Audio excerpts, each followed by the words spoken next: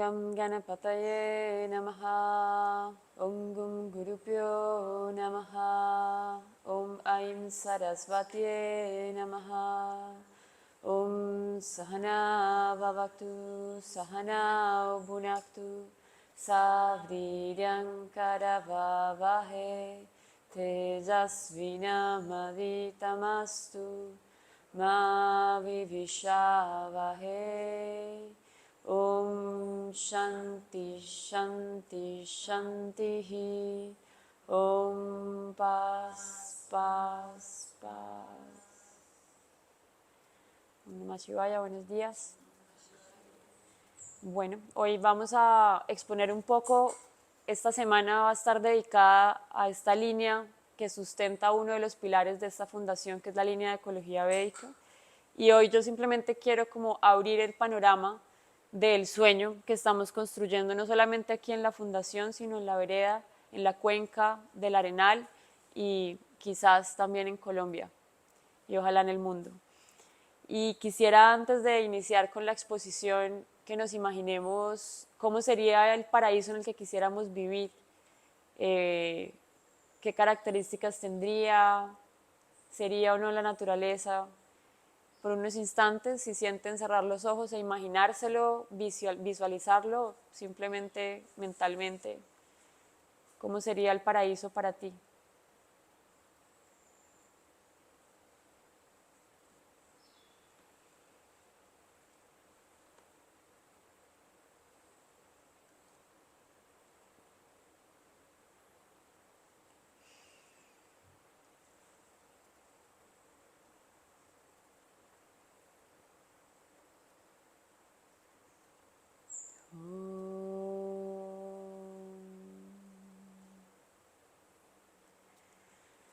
Y quisiera escucharles, este satsang quisiera incluso que sea un poco más participativo.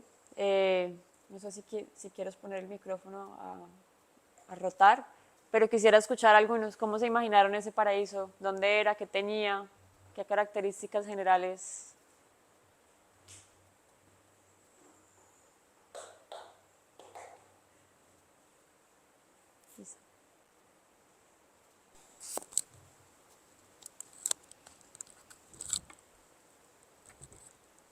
A mí se me vino la imagen pues como de varias montañas y que pues si uno mira por encima se ve todo selva, pero adentro de eso pues están como las casas muy, muy adaptadas a la naturaleza, o sea, no tirando los árboles y como todo plano y haciendo jardines,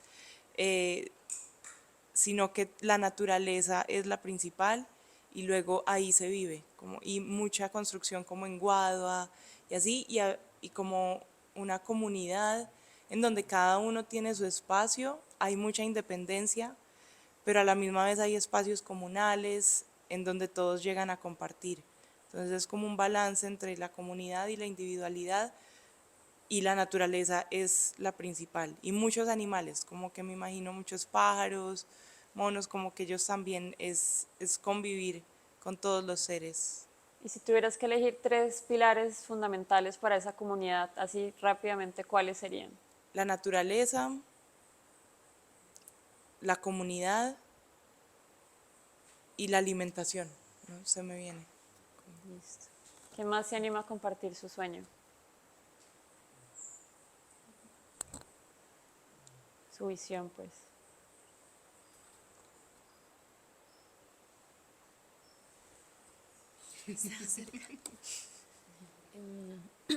Me puse fue a imaginar. Esto es un poco ya más así como si me permiten imaginar y sentir y soñar. Imaginé montañas también, mucha abundancia, pero nada sembrado. Como que la gente y la comunidad tenía tanta ecuanimidad y estábamos tan satisfechos con la vida que no teníamos que desbastar todo para sembrar tanto, porque no es necesario comer tanto, de hecho. Y inclusive, sí, como eso, mucha abundancia. Y, y luego me puse a imaginar cómo sería si no sembráramos nada, como si solamente recolectáramos, pero más para adentro. Imaginé el paraíso más bien en mi cuerpo y yo sentada pues en esa gran montaña sin sembrar. ¿Y tus tres pilares de la comunidad cuáles serían? Austeridad, eh, esa, no sé cómo llamarlo, contentamiento, pues como más bien esto de austeridades y más la espiritualidad, como más pilares éticos que afuera. Creo que si empezamos con esos pilares, el afuera va a ser más fácil de cambiar. Gracias. ¿Quién más quiere compartir? Realmente quiero hacer el acto muy participativo. Sé que están bastante dormidos, pero se vale soñar, los que quieran contar. Oli, Y si, hablar un poquitico más duro Oli, ¿ya? para todos. Va. Bueno, pues siempre me he considerado más de mar que de selva, pero estando acá siempre como que están mis pensamientos seguidos y en mis meditaciones la selva. Entonces imaginé un lugar que tuviera todo, que la selva descendiera a la playa y que se abrieran los océanos y que también habían riscos y caminos de arena y caminos de piedra que te llevan de nuevo a la selva, pues como un mundo perfecto y utópico realmente. Eh, Imaginé un lugar donde todos se podían ser libres, no tenían que ser algo, solo ser sí mismos, donde se pudieran expandir por lo que son, por lo que nacen, por los seres que somos mágicos y en esencia. Que no existían reglas porque no habría que condicionar a nadie porque todos estarían felices de estar o de ser simplemente en ese lugar, acompañados de otros seres maravillosos, que no había como muchas de las, no sé, eso era como condiciones humanas, como envidia, como querer algo individual, sino que siempre se pensaba en un conjunto. Como si quiero algo, todos queremos, todos vamos a tener ese algo.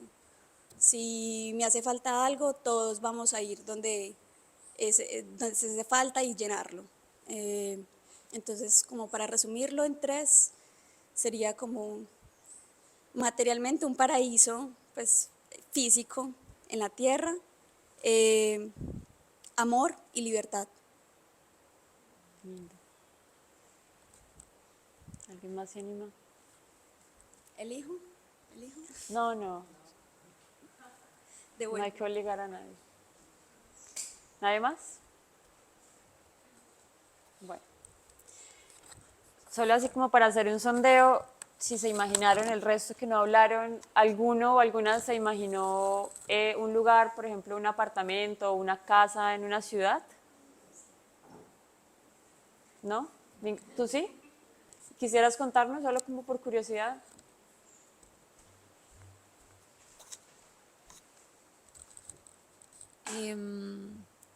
Pues en medio de todas las imaginaciones que comparto con lo que dijeron, también me imaginé, pensé mucho en Bogotá, que a veces es una ciudad como que me duele mucho en sus formas, y me la imaginé con todos sus humedales en esplendor, como hubiera sido o como ese paraíso de vivir en esa naturaleza como llena de agua, y también habitada desde pues los apartamentos y los procesos, y me la imaginé también no construida en altura, me la imaginé muy como desde los materiales que existen directamente en Bogotá, muy como en bareque, muy en ladrillo, altura baja, espacios, apartamentos no muy altos, o sea, como alturas de 2 metros, máximo 5 pisos, pero también todo giraba muy alrededor de haber como respetado lo que ya existía y todos esos canales de agua ya construidos y todo ese proceso como de pesca artesanal que existía. Y los tres pilares de tu paraíso.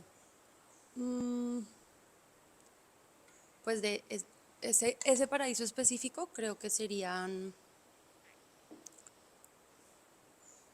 agua, respeto,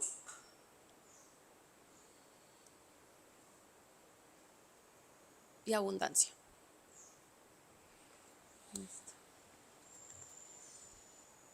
Bueno, solo tú te imaginaste estar en una ciudad. La pregunta fue, ¿cómo sería tu paraíso? Y es bien curioso porque la mayoría nos imaginamos la naturaleza, la selva, el mar, el agua, los ríos.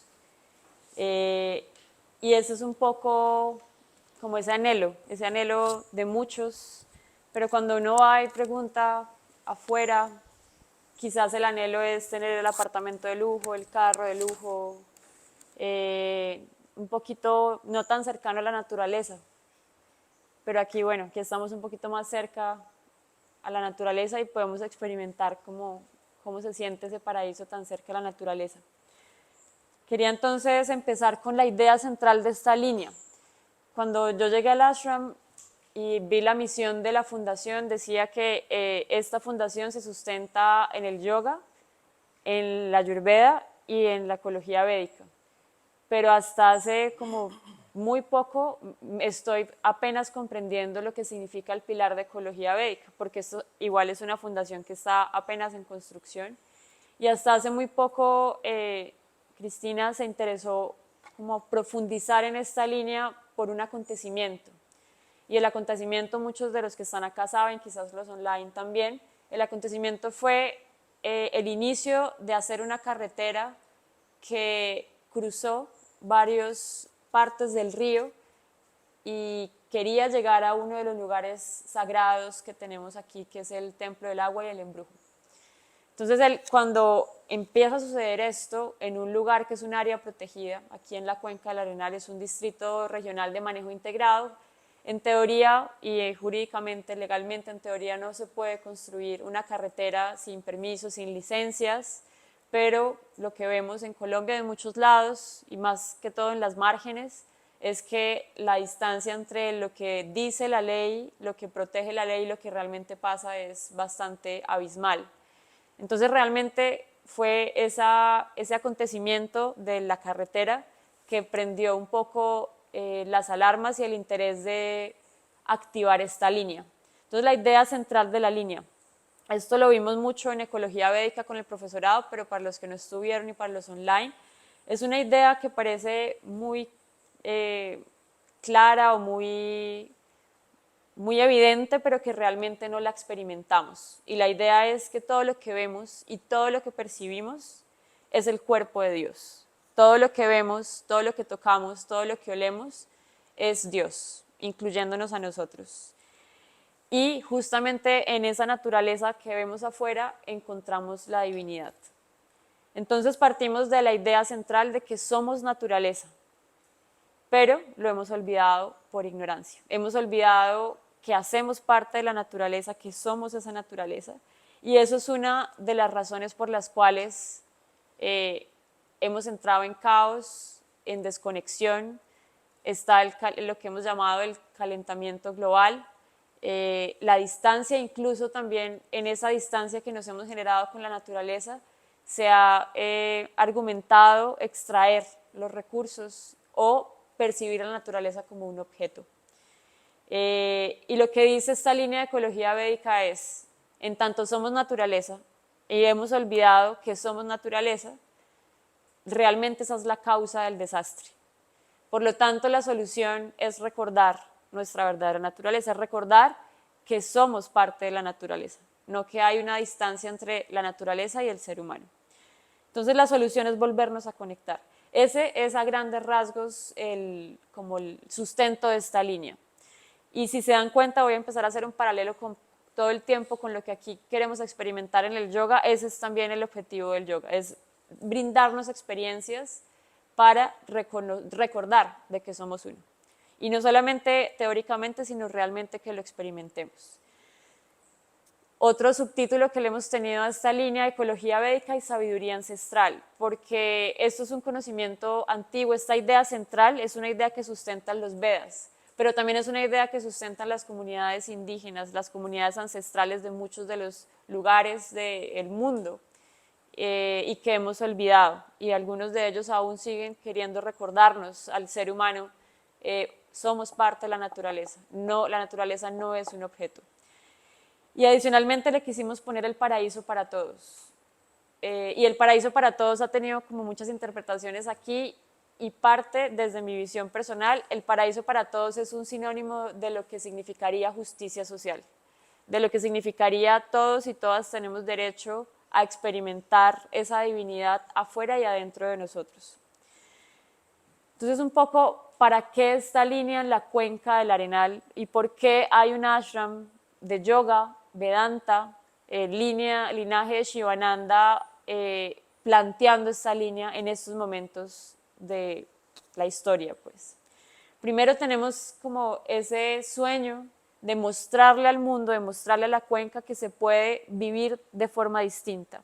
Y no es solamente un anhelo de esta fundación, es un anhelo de muchas de las personas que han migrado a esta cuenca y de muchos que se quedaron, que quieren seguir permaneciendo. Mostrar un modelo vivo en donde haya una comunidad en paz, una comunidad justa, solidaria, autosuficiente y basada en valores espirituales. Ese es un poco como a grandes rasgos el por qué esta línea en la cuenca del Arenal, en donde se respete el Dharma, la vocación de este territorio. Y este territorio tiene, según muchos de los que viven acá, de los que han experimentado y estudiado también científicamente este territorio, cuál es su vocación, se podría resumir en dos. El primero es, la vocación de este territorio es la conservación de la naturaleza. De hecho, tampoco tiene mucho vocación de agrícola, porque el suelo y la naturaleza de este lugar no es tampoco para grandes extensiones de agricultura. Eso es por un lado, uno del Dharma, una de las vocaciones de este lugar. Y por otro lado, es inspirar a través de experiencias transformadoras. Entonces, un poco todas las acciones que quisiéramos activar y quisiéramos también incluirnos en lo que ya está sucediendo en la cuenca tienen estos dos propósitos: conservación e inspiración a través de experiencias transformadoras. Y aquí vuelvo y traigo por qué un ashram como este sería interesante para materializar ese sueño. Adicionalmente, se quiere contribuir a que se proteja el paraíso de la cuenca del Arenal. Cuando uno ve una imagen 3D o desde arriba o desde Google Maps de lo que es la cuenca del Arenal, es un lugar absolutamente rico en agua. Y hace 2 días estuve en San Carlos en una reunión y contaban algunos campesinos, pues San Carlos, San Rafael, son lugares que son bastante famosos por su agua. Y algunos campesinos contaban que jamás pensaron que el agua se iba a acabar en sus lugares. Los ojos del agua jamás se iban a secar. Y hace poco, algunos ojos que nunca pensaron que se fueran a secar, se están secando. Y es imagínense todo este lugar sin ningún solo río, como un desierto, ¿cómo sería? Y eso ya está empezando a pasar aquí, que hay abundante agua. Entonces, digamos que parte también del propósito de esta línea en la cuenca del Arenal es contribuir a que se conserve en la medida de lo posible, lo más que podamos, la naturaleza que hay con sus elementos: agua, tierra, aire, fuego. Y adicionalmente, y como último punto, hay un sueño también común de que esto sea una aldea tipo Gandhi, que así lo ha llamado un poco Chris. Y cuando les pregunté cuál sería el paraíso para ustedes, sería como ese aldea tipo Gandhi para cada uno de nosotros. Y vuelvo y como reitero, ese paraíso tipo Gandhi para muchos tenía naturaleza. Entonces eso nos devuelve una pregunta fundamental a nosotros como seres, y es, bueno, si queremos ese paraíso tipo Gandhi, ¿qué estamos haciendo para poder tenerlo? Más allá de simplemente imaginarlo, más allá de simplemente creer que es un sueño aislado.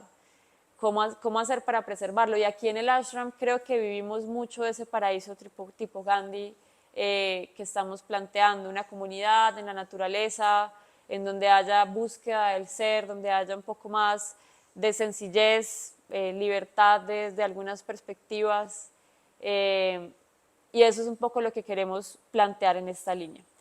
Entonces, eso es a grandes rasgos la línea.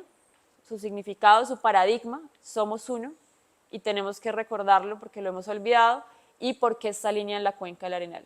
Entonces les quiero exponer como 4 grandes puntos de esta línea, y mientras expongo cada punto quisiera que cada uno, si lo quieren escribir o simplemente pensar, cómo desde el conocimiento que ustedes tienen, desde la visión que ustedes tienen, podrían incluso contribuir a esta línea. Entonces voy a empezar por la más utópica o por la más a largo plazo. Y quiero reiterar algo, y es que estas son líneas que no se ha inventado la rueda del ashram, sino son líneas en las que el ashram se está montando a lo que ya está sucediendo en la región y en la cuenca del Arenal. Pero quisiera como hacer esos visos de por qué el ashram puede aportar desde su conocimiento del yoga, desde el Vedanta, desde esta línea o este linaje que aquí también enseñamos y aprendemos. Entonces la primera, que sería una línea a largo plazo, es consolidar un sueño común en la cuenca del Arenal. Es decir, que haya como un plan de vida por parte de los que habitan la cuenca del Arenal. Que no sea un plan que sea impuesto por los alcaldes, los gobernadores o el presidente, que eso es lo que usualmente sucede y a lo que usualmente nos acostumbramos. Llegó la democracia aparentemente votando democráticamente quien queda, elige nuestro futuro. Y nos hemos, digamos, cedido el poder de decidir sobre nuestra casa. Este punto quiere retomar y recordar que como ciudadanos y como seres tenemos el poder y la capacidad de soñarnos nuestro propio paraíso y la responsabilidad de contribuir a que ese paraíso se preserve y además exista. Entonces un poco es como una invitación a la que las personas de la cuenca del Arenal que viven acá y nosotros también, que igual estamos de paso, pero algunos vivimos, sea 2 meses, 3 meses, 1 año, es el lugar de habitación en el que estamos, cómo podemos consolidar una visión común. Y esto es un desafío, porque es una visión común en un territorio en el que hay una agroforesta de seres, campesinos, neorurales, extranjeros, yogis, no yogis, hippies, chamanes, múltiples tipos de seres que habitan aquí. ¿Cómo sería posible consolidar esa visión común?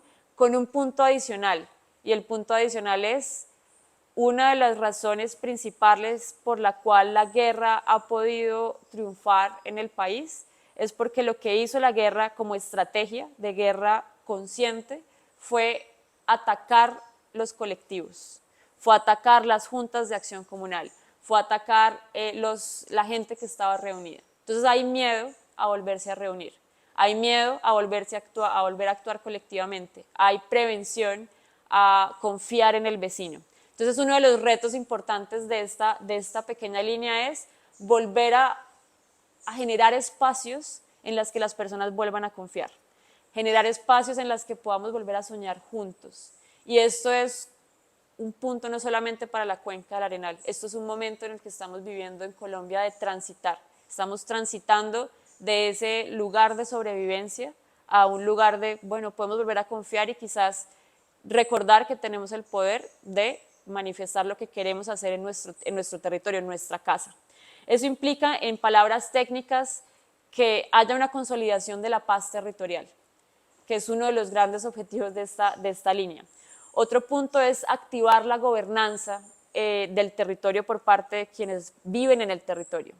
Y esto, activar la gobernanza, es lo que acabé de mencionar ahorita, volver a generar esos espacios de confianza, esos espacios incluso de juego, de socialización, de disfrute, para que se piense la posibilidad de que podemos incluso tener un plan de vida más allá de 5 años o 4 años de un periodo de gobierno de la democracia. ¿Por qué no pensarse un plan a 15 años, a 20 años, como comunidad, como territorio? Una planeación estratégica.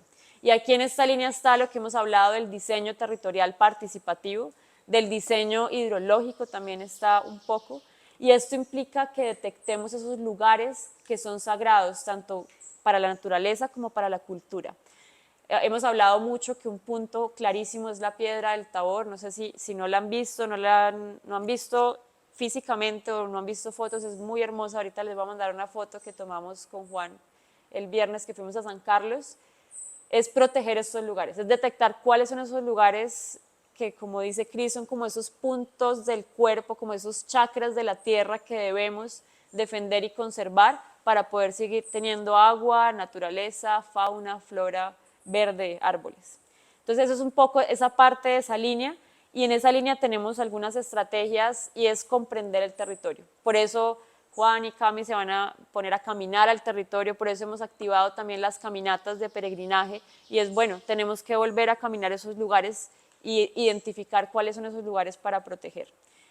Y adicionalmente tener esas herramientas para diseñar y para activar la gobernanza. Entonces un ejemplo muy claro, así como más sencillo para entender esto, es lo que sucedió ayer acá en el ashram. Los chicos se fueron a jugar y las chicas se fueron a jugar fútbol con algunos y algunas campesinas. Y solamente ese espacio tan sencillo que pareciera aislado de esta línea implica generar esos vínculos de nuevo, implica volver a confiar, y eso hace parte también de lo que estamos queriendo hacer en esta parte de la línea.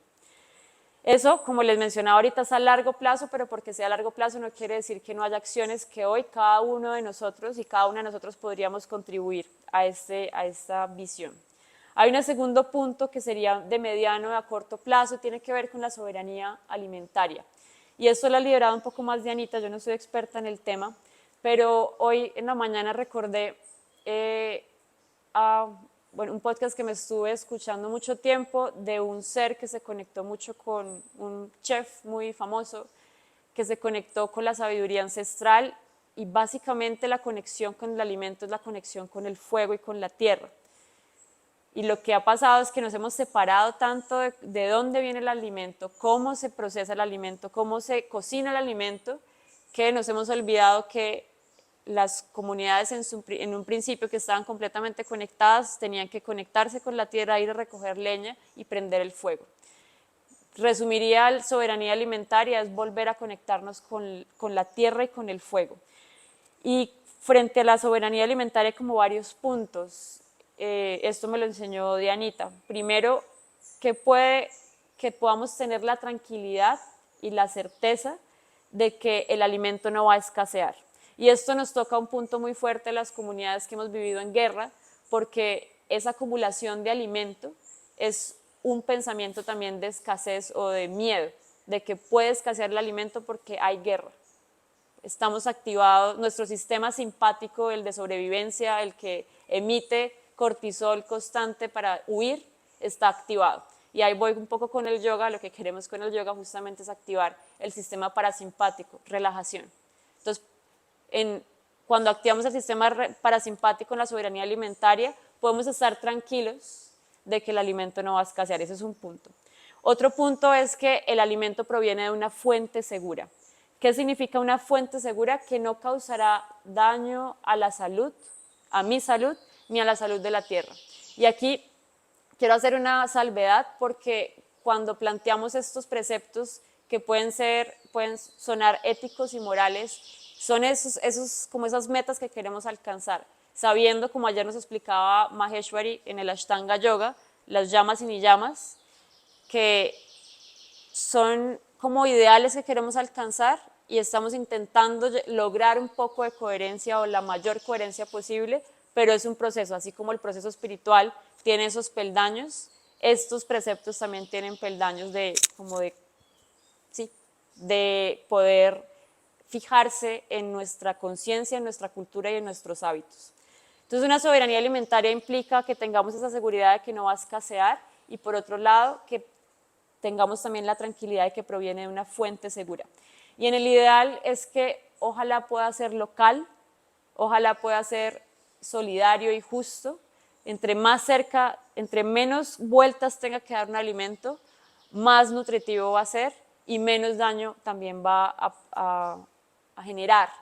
Y aquí ni siquiera yo lo sé, creo que muchos no sabemos cuántos kilómetros ha tenido que recorrer una manzana, una pera o lo que nos comemos en el plato. Ya empezar a activar esa conciencia implicaría también repensar cuáles son nuestros hábitos de consumo. Y aquí se nos meten con cosas muy difíciles, porque hay cosas a las cuales no estamos dispuestos y dispuestas a ceder. No estoy dispuesta a ceder comerme unas uvas que provienen de Chile por encima de comerme el azaí que está aquí por todos lados. Entonces, son como esos consumos que no es fácil para ninguno de nosotros, me incluyo, pero que uno empieza a generar esta conciencia.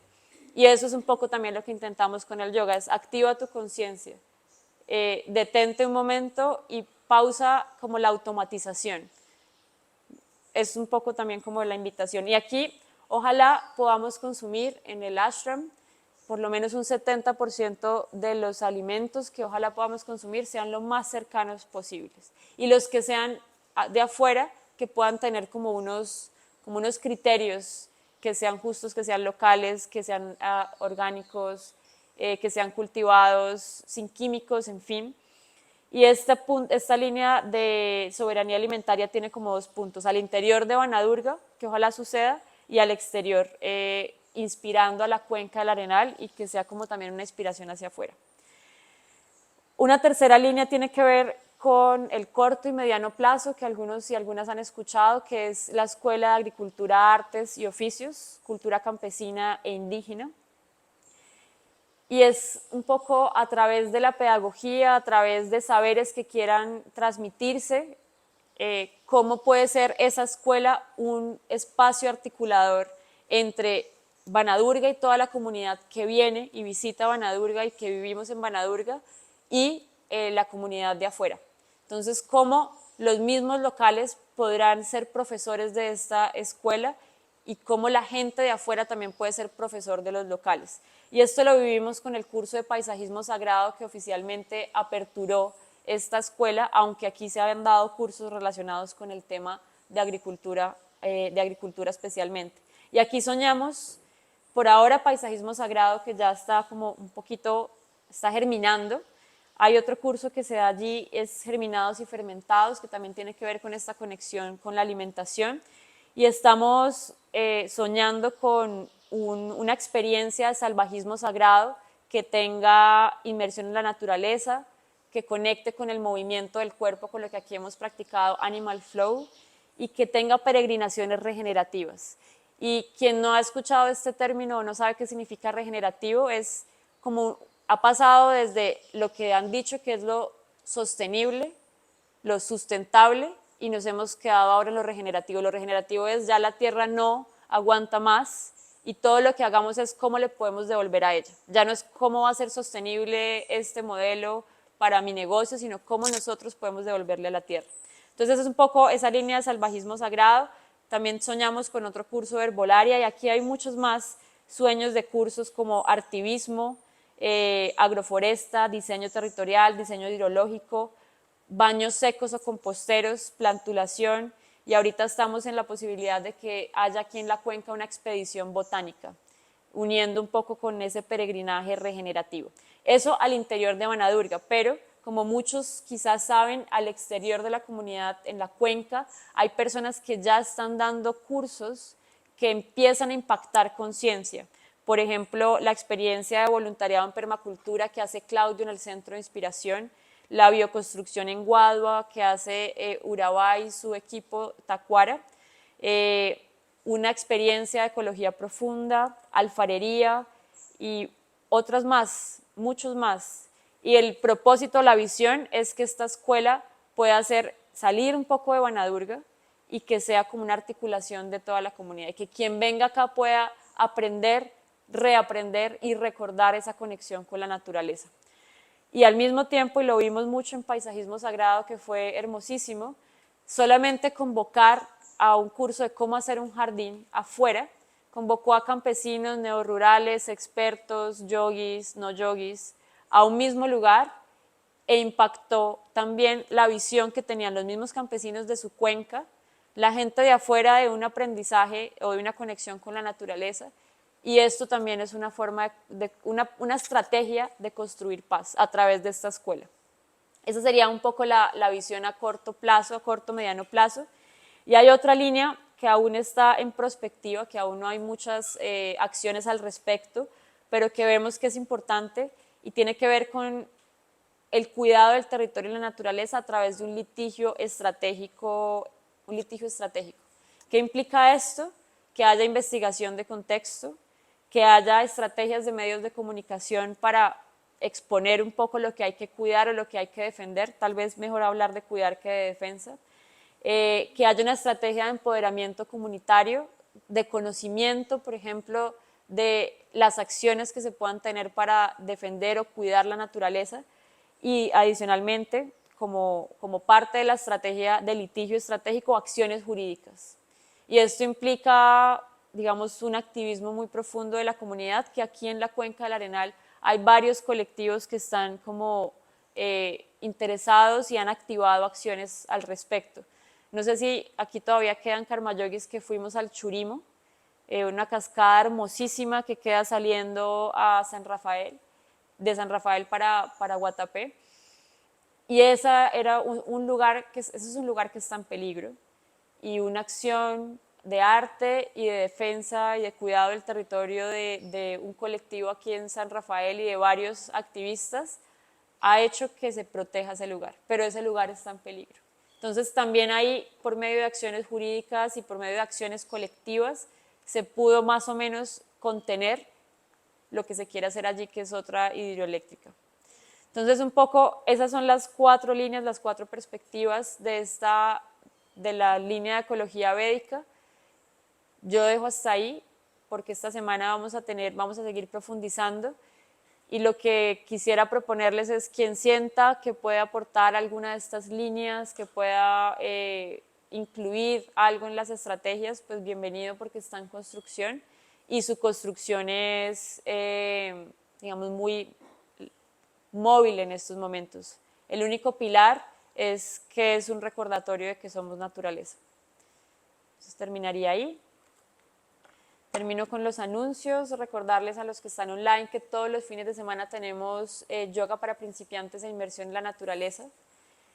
Y el 3 de mayo, el siguiente fin de semana, tenemos un retiro hermoso de Dharma, encontrar tu vocación. El 10 de mayo tenemos 2 cosas que están pasando muy importante, es yoga prenatal y embarazo y yoga para niños y familias. Es muy hermoso estar acá con niños, embarazadas, es una experiencia maravillosa. El 28 de junio tenemos profesorado básico de yoga, 21 días de sabiduría profunda y el 31 de mayo empieza un profesorado de yoga prenatal y acompañamiento al embarazo al que pueden venir hombres, mujeres embarazadas, que simplemente es impecable, es dado por Brenda que se ha dedicado a estudiar esto profundamente. Así que bueno, invitados a que vengan al ashram. Y cerramos los ojos, les invito a volver a imaginar ese paraíso y a sentir cuál es la responsabilidad y la posibilidad y el poder que tienes tú para crear ese paraíso en el cual quieres vivir o estás viviendo, cuidar ese paraíso.